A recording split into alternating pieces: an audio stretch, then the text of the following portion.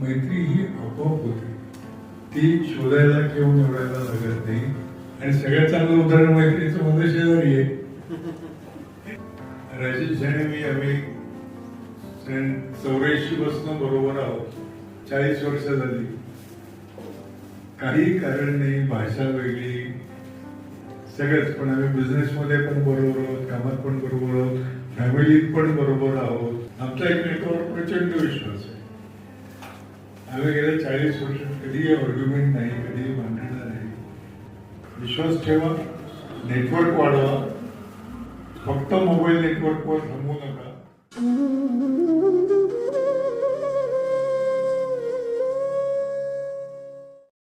वतन वतन मेरे आबाद रहे तू, वतन वतन मेरे आबाद रहे तू. मैं जहाँ रहूं जहाँ मैं याद रहे तू, मैं जहाँ रहूं जहाँ मैं याद रहे तू. ऐ वतन मेरे वतन, ऐ वतन मेरे वतन.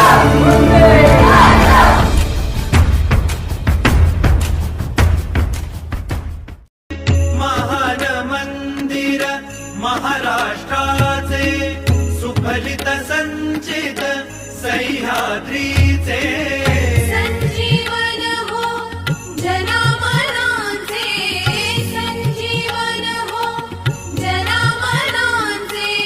रयतेच्या रे तारणहारा पावित्र्याच्या तेजा.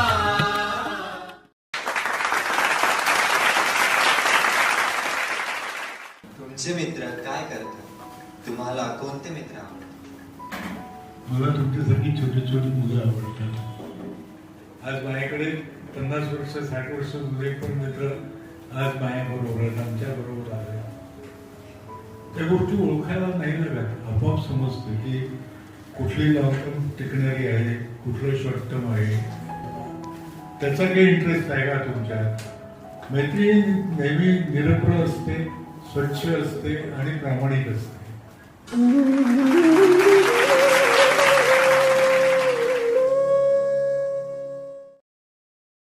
दोस्त तो बहुत लाइफ में इम्पोर्टेंट होते हैं, लेकिन फिर दोस्ती चुन के करनी चाहिए या दोस्ती को एंजॉय करना चाहिए, क्योंकि गलत दोस्त भी बहुत जल्दी मिल जाते हैं सर. दोस्ती कभी भी चुन के नहीं हो सकती, आप अपने आप होती है वो.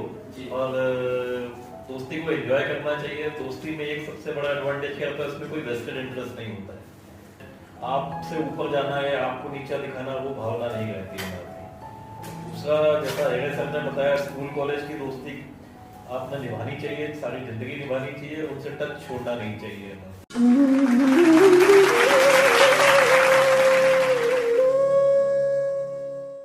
कोणते दोस्त बरोबर चांगल्या गोष्टी शिकवत आहेत आणि कोणते दोस्त वाईट गोष्टी शिकवत आहेत, हे कसं काय फाइंड आउट करायचं सर? लक्ष द्यायचं की कोण कसं वागतंय आपल्याशी, हे महत्वाचं आहे. आणि आपणही त्यांच्याशी कसं वागतो. माझ्या शाळेतल्या मैत्रिणी पण अजून पण आम्ही त्याच्यामध्ये आहोत, भेटतो आम्ही. तसं तुमचं होत नाहीये. आज मोबाईल झालाय तुमचा मित्र, तर ते तुम्ही बंद नका करू, पण कमी करा. तर तुम्हाला मित्र नक्कीच ओळखायला येतील आणि ह्याच्यात एक संवाद वाढला पाहिजे. मित्रांशी, मैत्रिणींशी तुमचा संवाद राहतो. संवाद झाला की तुम्हाला नक्कीच तुम्हाला मित्र ओळखता येईल.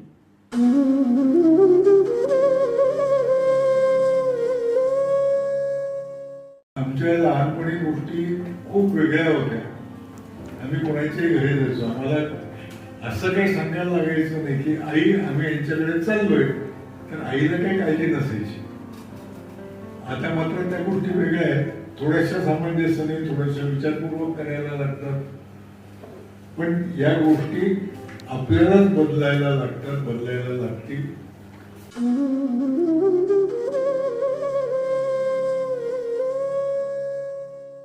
एक्चुअली फ्रेंडशिप की ऐसे डेफिनेशन देखी जाए, कोई अच्छा फ्रेंड भी होता है, कोई खराब फ्रेंड होता है. फ्रेंड हमेशा अच्छा होता है. और उसका एक और मापदंड ऐसा है कि उसने आपके सुख में तो रहेगा ही, आपके उसने आपके दुख में हमेशा काम आना चाहिए, और विदाउट एनी स्वार्थ.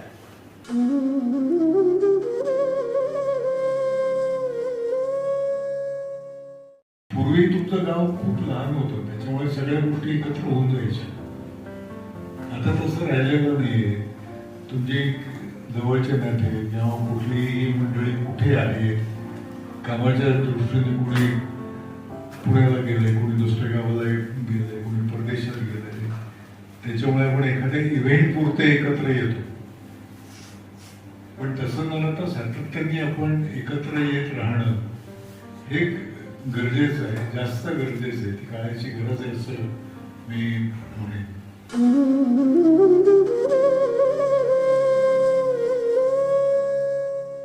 वसुदैव कुटुंबकम, हे विश्वच माझं घर. कुटुंब किती असावं, कसं असावं, किती मोठं असावं याची डेफिनेशन काही नाहीये. आपण स्वच्छ मनाने जेवढी नाती जपू, जेवढी नाती आपण डेव्हलप करू, ती तुम्हाला खूप चांगल्या पद्धतीने पुढे नेतात आणि बरोबर राहतात.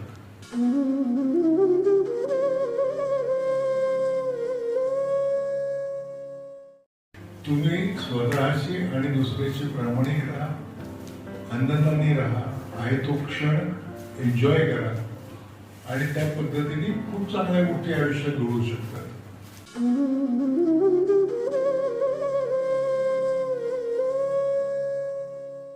फैमिली में अगर यूनिटी का बॉन्ड नहीं तो ताकत अपने आप कम हो जाएगी. फैमिलीज ऑफ श्रिंकिंग, वो हर रोज छोटी छोटी होती जा रही है. तो आपको आपके जो भी एटमॉस्फेयर में है या जो भी सराउंडिंग में है, आपको अच्छे फ्रेंड्स ही आपकी एक्सटेंडेड फैमिली होना चाहिए, क्योंकि आपकी डिपेंडेंसी ऑन फैमिली बहुत कम हो गई है.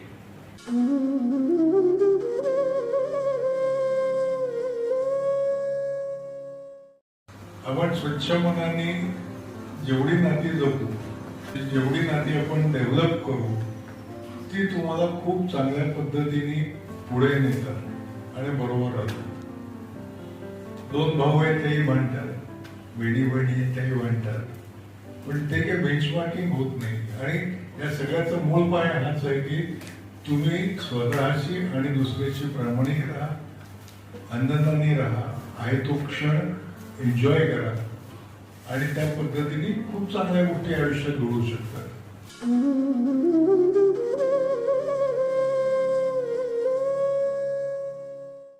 आज आप ये जितने बच्चे यहाँ बैठे हैं, मुझे नहीं पता कोई पहले आपस में मिला हुआ है, आई डोंट नो. तो अगर ये जो बॉन्ड है आज का, अगर समझो 1 महीने बाद भी रखते हैं उसको अलाइव, या उसके 1 साल बाद भी अलाइव रखते हैं, एक दूसरे के टच में रहते हैं, तो ये मतलब इट्स एन असेट.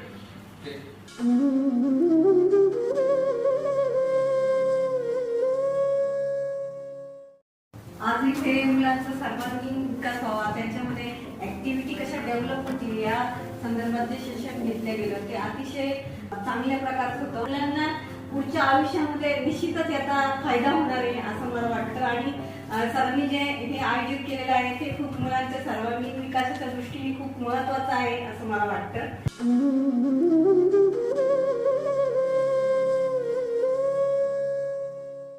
कंपनीचा मालक असा काही मालक नसतो.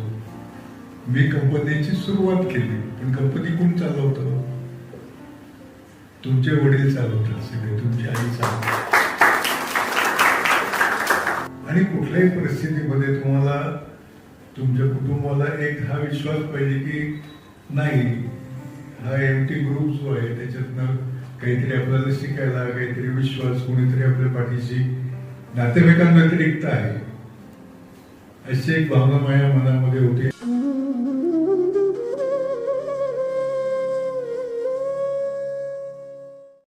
भ्रष्टाचार, प्रदूषण, अत्याचार हे सर्व बघून तुम्हाला काय वाटतं? आज गेली जवळपास 45 वर्ष मी व्यवसाय करतोय. मी कधी कोणाला पैसे दिले नाही आणि कोणाकडनं पैसे घेतले पण नाही. आणि स्वतःच्या लेवलला जर तुम्ही ही करेक्शन ठेवली, या चांगल्या गोष्टी जर आपण त्या दृष्टीने मानसिकता तुमची तयार असेल तर या गोष्टी तुम्हाला फेस करायला लागत नाही.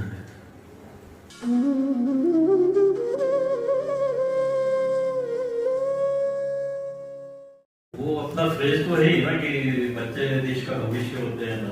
तो अपना जो नैतिक मूल्य है और अपना जो अनुशासन में कमी आई उससे समाज में सभी कुरीतियां आ रही है। तो बच्चों से मेरा रिक्वेस्ट यही रहेगा कि आप शिक्षा पे ध्यान दीजिए, आप स्किल डेवलपमेंट पे ध्यान दीजिए और थोड़ा सा अपनी लाइफ को डिसिप्लिन बनाइए।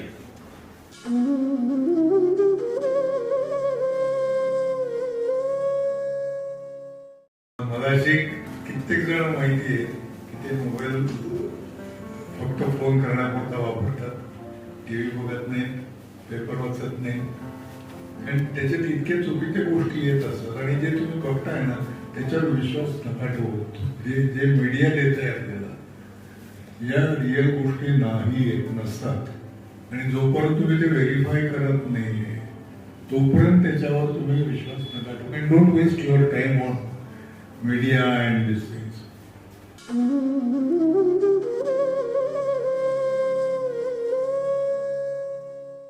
पॉझिटिव्ह थिंकिंग हा जो एक पाया आपण स्वतःचा तयार केला आणि मार्गदर्शन करायला खूप चांगल्या गोष्टी, चांगली माणसं तुमच्यासाठी आहेत आणि आज तुम्ही जोडले गेलेला आहात. तर त्याच्यात आम्ही पण सातत्याने तुम्हाला पॉझिटिव्ह थिंकिंग हा जो एक विषय पक्का डोक्यामध्ये बेसला धरलात तुम्ही तर कुठलीच अडचण येत नाही असं माझं मत आहे.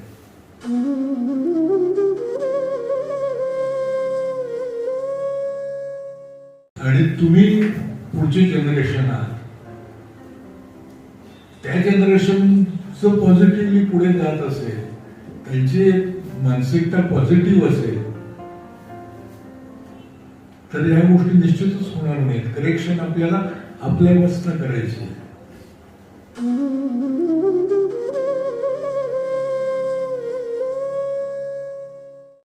मीडिया कुठला आहे, शिक्षण काय घेत आहे, कसं घेत आहे त्याच्यावर हे नाहीये. लँग्वेज बॅरियर किंवा या गोष्टी डोक्यात नका ठेवू.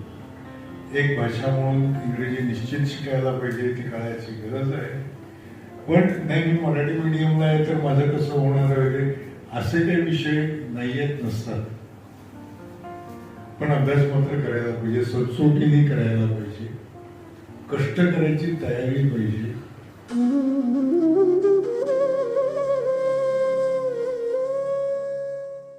आई बाबा जास्त थोडेसे लाड करतात पण तो लाड कुठे आहे, शिस्त कुठे आहे या गोष्टींचा पण थोडासा विचार आपण पण करायला शिकायला पाहिजे.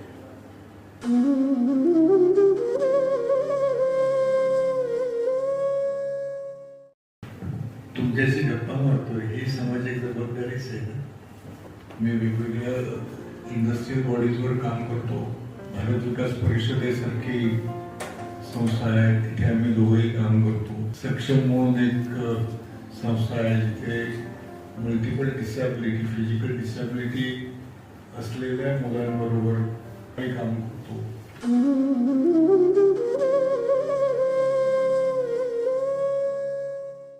आपण समाजाचं देणं लागतो. एवढा एक विषय जरी आपण मनात पक्का घेतला आणि प्रत्येक ठिकाणी आर्थिक दृष्ट्या काही करायला कशातला विषय नाहीये. तू किती तर वेळा 6वी मग 4th स्टँडर्डच्या मुलाला तू ABCD तर शिकवू शकशील. हे समाजाचं देणं.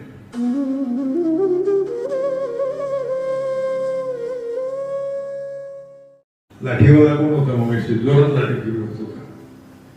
तू स्वतः चांगली शिक, लाठीगाडी बोल, दुसऱ्या कोणाला तरी शिकव, हे देणंच आहे ना. खूप बारक्या गोष्टी करता येण्यासारख्या आणि तुम्हालाच करायचे, करता येणं शक्य आहे. मी फक्त एक विचार तुम्हाला देतोय.